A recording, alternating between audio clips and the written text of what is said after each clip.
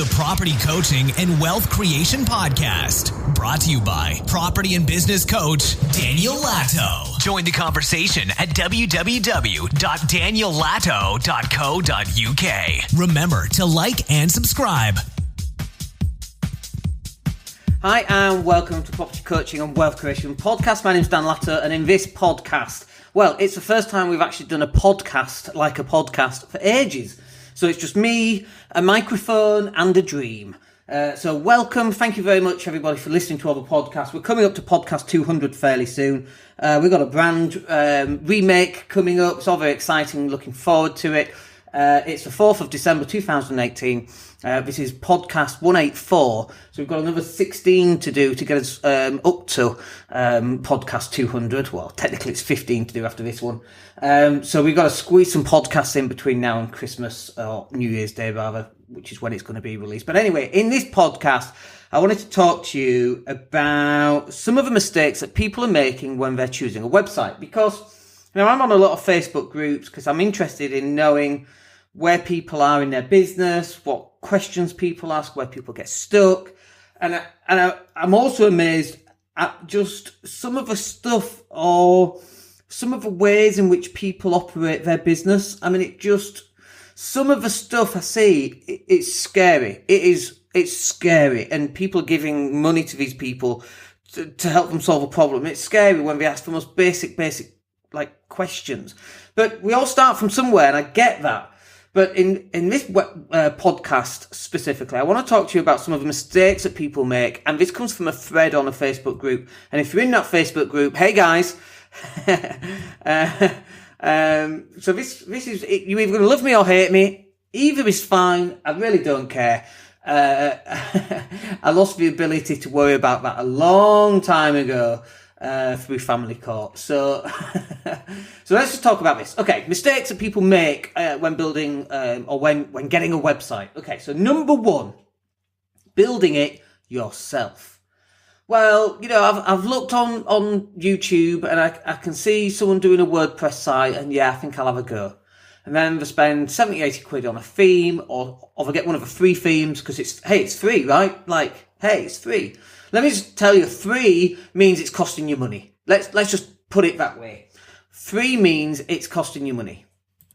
And the reason for that is that the WordPress plugin or the WordPress theme that you're putting on your website, there's a reason it's free. Do you know what I mean? If you look at the quality of a WordPress theme that's free of charge and one that's 80 quid, the differences are palpable, right? There's a big difference. And yet, for some reason, people think, oh, well, I'll just bang any old thing out on WordPress. And then when visitors do land on it, it looks rubbish, right? But there's a couple of reasons why building it yourself is not the right thing to do. It's okay to have an understanding. But, like, you know, if you're busy and you're a businessman, would you fix your own fleet of cars? I would hope not. And if you are fixing those cars, I would hope that I'm not the person who's having to drive it, because it's not in your expertise. So building it yourself, it takes far longer than having somebody else build it. You know, when we get an order for a website, we want to be done and dusted in 5 days maximum. And if it's longer than that, we're like, hang on, what's going on? Why is it taking so long? And usually it's because the client is like, you know, they're delayed in getting us some information or whatever, and we're on the phones to them. Come on, let's get this done. Let's get this website out. Well, I'll do it in a week. No, a week's too long. Another week. What do you mean another week? You've lost business in another week, right? And this is what's really important. One of the guys was saying that his website will be ready in January, and I inquired further, and it was because he was in employment and he couldn't release the website until he left employment. So he had a really good reason for that. But I actually thought that the reason was because it was going to take him so long. I was like, you know, and that wasn't the reason. But if it was the reason, it would be like, dude, you're losing money every single day that your website isn't on. Okay, you're losing money. Now, it might not be a lot of money to begin with, but, you know, if it's 100 quid this month, okay, then you're losing £3 a day. That's not a lot of money, and I get that. But if in 12 months it's £1,000 a month, okay, that's 30 quid a day. That's starting to add up now. But if you'd started that website 8 years ago, then you would be earning that plus whatever else, right? So look, if you're doing your own website, why is it taking 2 weeks? Well, my website will be done in 4 weeks. My website designer said it'll be 6 weeks. What the hell are you on about?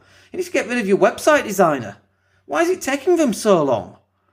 And I get that it's like, do you remember the film Mannequin? Do you remember that film from a long time ago with Kim Cattrall and I can't remember the guy's name, something McCarthy.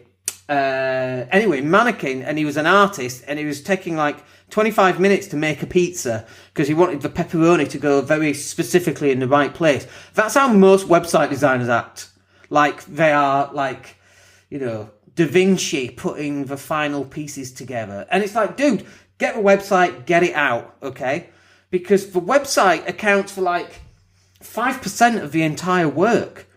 And most people have this idea that once you've got a website, people just turn up. And that's just complete fallacy. The 95% of the work is driving traffic to your website, right? But you've got to have a website. You've got to have it up. And people do this, and they buy a website that says, website coming soon. That's crazy. Why not have a squeeze page on your website that says, website with a countdown box, website's coming live in 5 days, 45 minutes and 28 seconds, and it's counting down. Fill in your email address, download my free book, and we'll also email you when the website's live. Brilliant. Now you're building a mailing list. But why would you not have like a squeeze page on it if it is taking a while to be built? So look, the reason for not doing it yourself is it takes far longer than it should do, and you're actually losing business. It is costing you money. Although it's saving you money by not having to spend money with someone else. Like for 500 quid, you get a really whizzy website, And how long is it going to take you to earn 500 quid back? Now, that depends on what your business is. But look, the second reason, we're still on mistakes. Number one, building it yourself. And this was part A, takes far longer. But B is, most people don't know what they're doing. So they've got a learning curve. And then they learn it and learn it and learn it. And this is why it takes so long. And then when they do learn it, it's like out of date anyway, because some of the stuff that they're learning from is like really basic stuff. And when they do have a fair idea about how to build a website, I use WordPress, I stick a theme on it, and then I'm going to make it look pretty. They're not experts at it. And so they're using out-of-date information about how it's best set up, what the latest, bestest, greatest, because bestest is a word, greatest idea about what your website should do, how it should perform, what plugins you need, all of that stuff. Completely out of date. I mean, it takes so long, again, to learn this stuff. And then, like C is that we start see people using third-party apps like Wix, Wix.com. Goodness me, like, get off Wix. First of all, it's really basic, okay? And it looks pretty and it's easy to do, but it's actually losing your money, because when people know it's on a Wix website, it's like you're losing all credibility for a start. Look, Wix is dreadful. Don't use it. WordPress is fine, and in fact, in some circumstances, WordPress is preferable. I'm going to cover what's preferable. Do you need a custom coded website? Do you need a WordPress website? I'm going to cover that shortly. The other big thing, so on to number 2 here, is that they get sold on what's right, even though it might not be right for them. So, for example, the custom coder. A custom coder is someone who decides, you've got a website for a chiropractor, it needs to be custom coded. We need to code this in HTML. It's the only thing that will do it for this 5-page website is a custom coded, custom built, tailor-made website. And your custom coders, by the way, that they sit in dark rooms, eating Twinkies, drinking Coke. They work till the early hours coding. They have beards. I'm just offending as many people as I can here. I worked in a business a long time ago in a galaxy far away called Cross Products back in the 90s, in 1991, and I worked with custom coders. The amount of beards in that business was phenomenal. Even the women had them. So that's obviously not quite true. Some did. So I must admit, I seem to be trying to get into a lot of trouble today. But anyway, we'll live with it.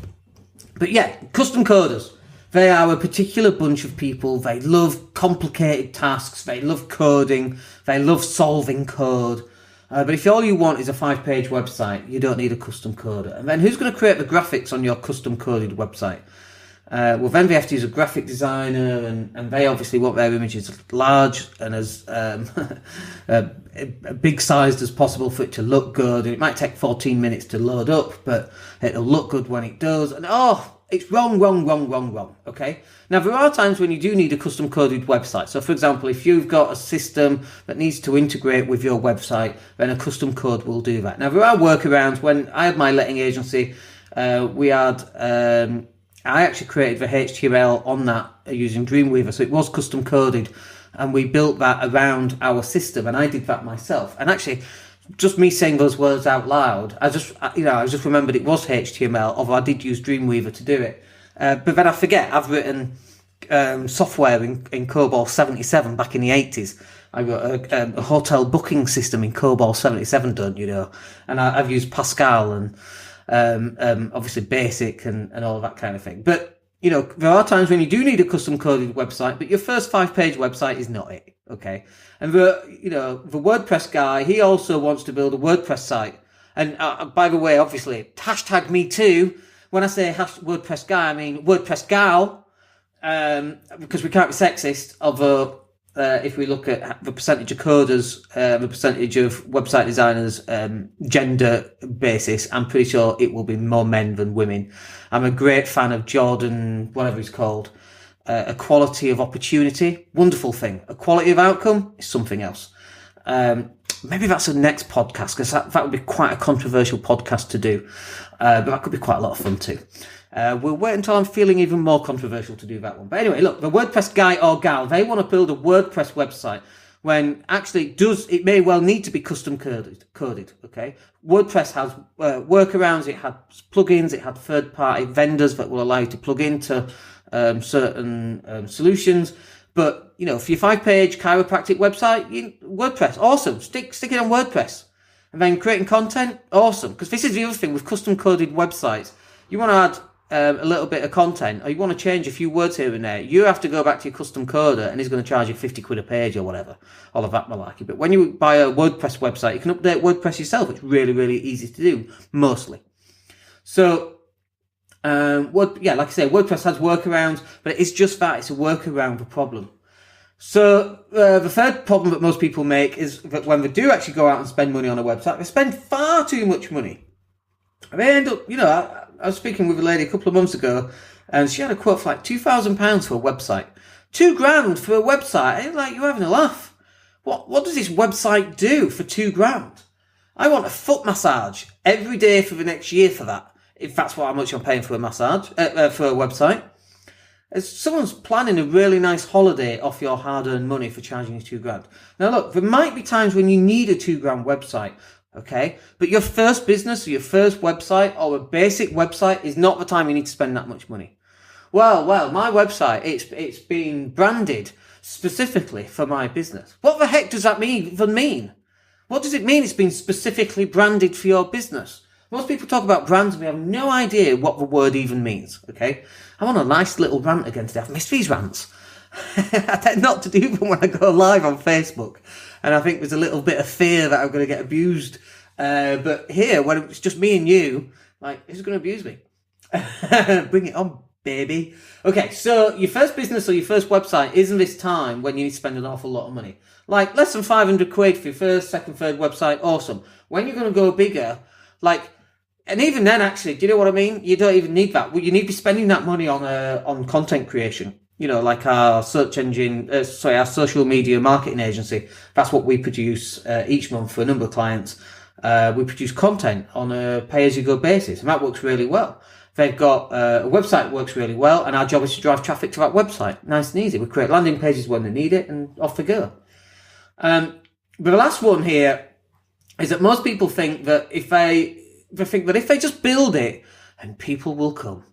And that film with Kevin Costner with the baseball Field of Dreams, build it and they will come. And I think that film is probably responsible for a lot of people building a website thinking, people will just turn up. And it's just, nothing could be further than the truth. Like I said earlier, your website accounts for foundations of your work, of your marketing.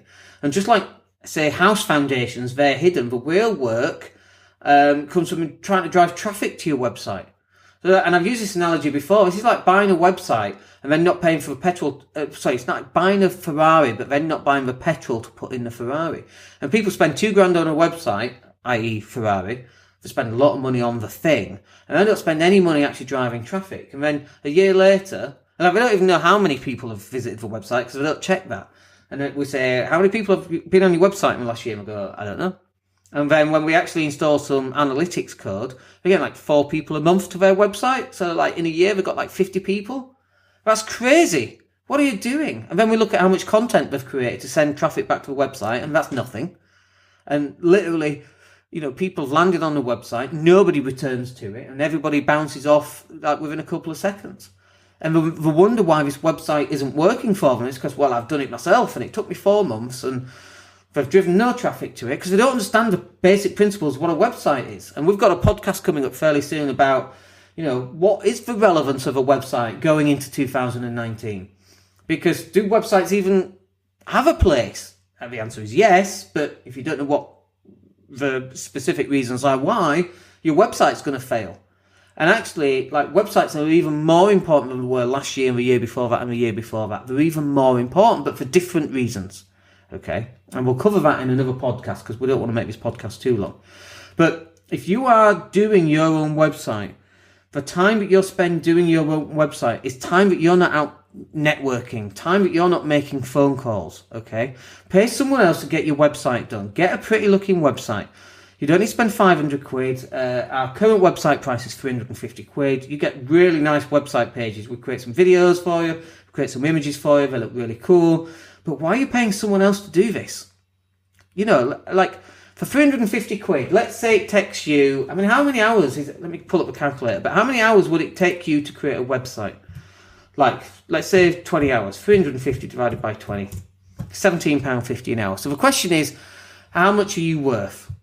So let's say it takes 35 hours to create a website. If that's 35 hours at £10 an hour, you could be on the phones for 35 hours. Or, let's do the other one. Let's say you're on the website and it takes you 20 hours and it's £17.50. Why are you spending that money on you? Is that all you're worth? £17.50? Well, actually, if you hit the phones, you could close a client for a couple of hundred quid here, a couple of hundred quid there. That's 20 hours on the phone. If you close... if you're selling a £200 product, a £200 profit product, you sell 4 of those in that 20 hours, it's just made 800 quid. Yeah? Well, spend 350 on that on a website and you got another 450 quid on, is my maths right there? On driving traffic to it. Most people get this wrong. In trying to save money, they're actually wasting money. The best line I heard was a couple of weeks ago in London at Grant Cardone, and he was talking about driving. And he's like, people drive from one place to another and they do the driving. And it's like, you could catch an Uber to get from one place to another. You could do the work in the back of a car. And it's like, man, why have you become an Uber driver? Why have you become the equivalent of an Uber driver, earning the equivalent of what an Uber driver earns? Which is like, it's less than minimum wage. I know Uber, by the way, will say it's not. While they're actually driving with a passenger in the cab, they're probably earning more than that. But sat around at Leeds Bradford Airport, because that's where I get mine from, waiting for the next bunch of people to get off the plane, that's money that they're not earning because they're not driving, right? But most people, they drive from A to B. You should Uber it. And, get rid of your car and Uber it everywhere.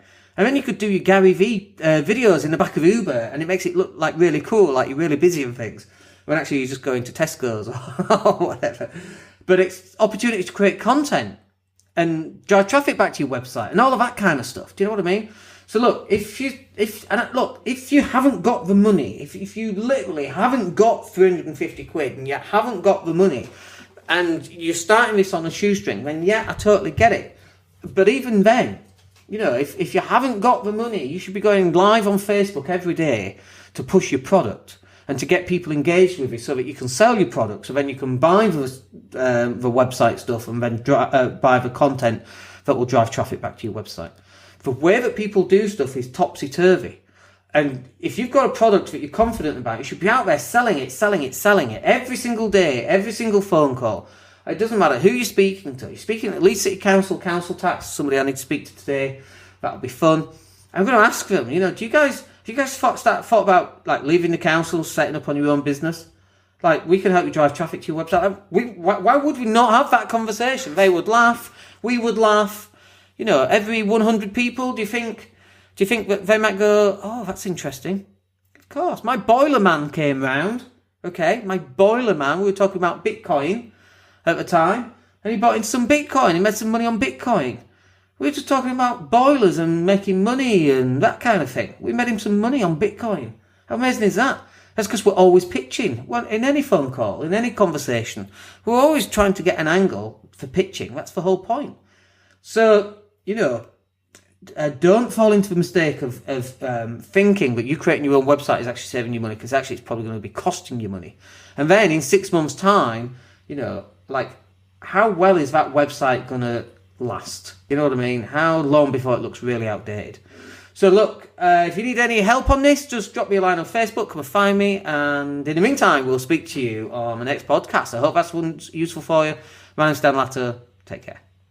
The Property Coaching and Wealth Creation Podcast, brought to you by property and business coach Daniel Latto. Join the conversation at www.daniellatto.co.uk. Remember to like and subscribe.